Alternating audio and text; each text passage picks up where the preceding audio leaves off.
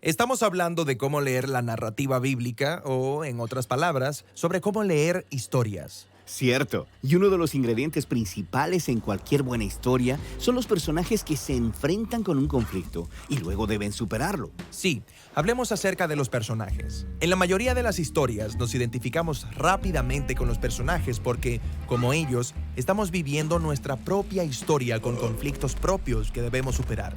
Sí, y las buenas historias tienen personajes con luchas con las que podemos relacionarnos. Podemos verlos reaccionar a estos retos de diferentes maneras y podemos ver qué sucede como resultado. A través de los personajes, un autor puede mostrarnos su perspectiva de lo que significa ser humano. La Biblia no es diferente. Las historias bíblicas utilizan a los personajes como un espejo para que podamos vernos a nosotros mismos y descubrir nuestra propia naturaleza humana en el reflejo. El asunto con los personajes de la Biblia es que puede ser difícil identificarnos con ellos. O sea, muchas veces se nos dan muy pocos detalles acerca de ellos. Sí, los autores bíblicos desarrollaron los personajes de manera diferente a la narrativa actual. Prefieren comunicar mucho a través de detalles mínimos.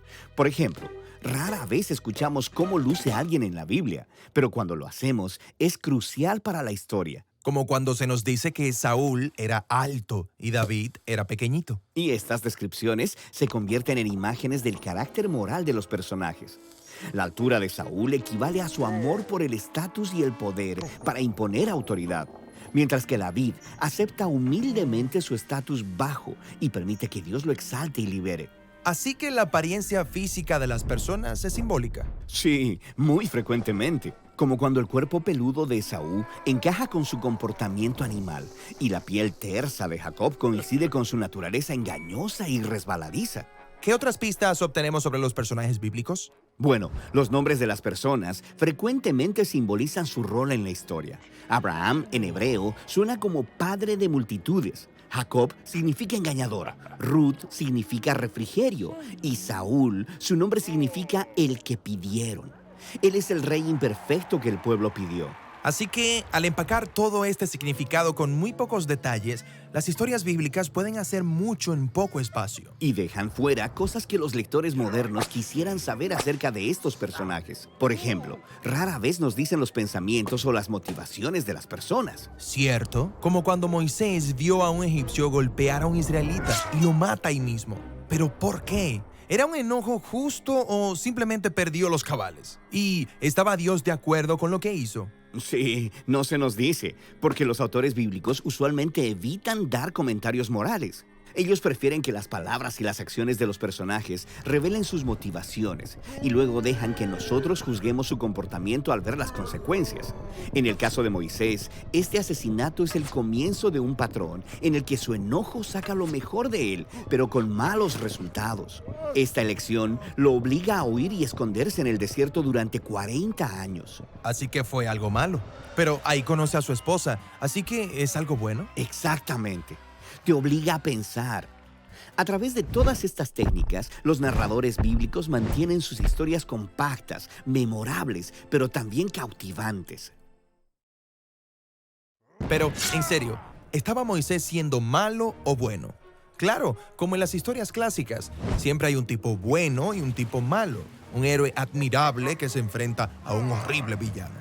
Claro, y los personajes simplificados como esos son útiles para enseñar a los niños que existe el bien y el mal.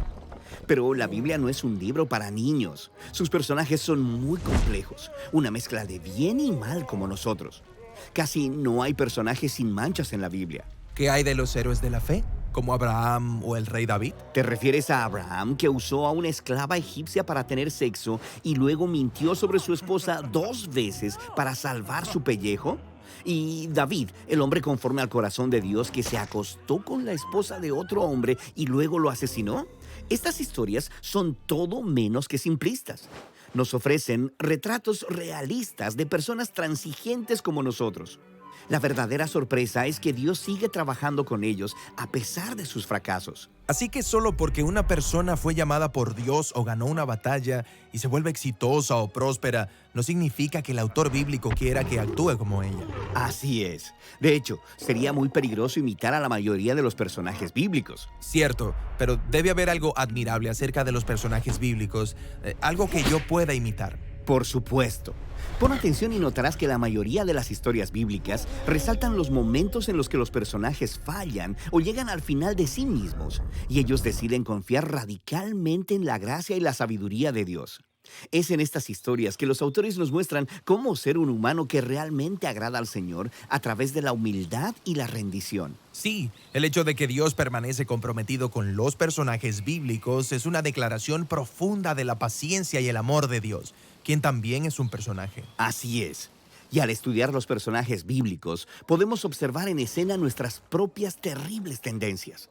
Y vemos una y otra vez la respuesta llena de gracia de Dios, quien llevará esta historia hasta el final.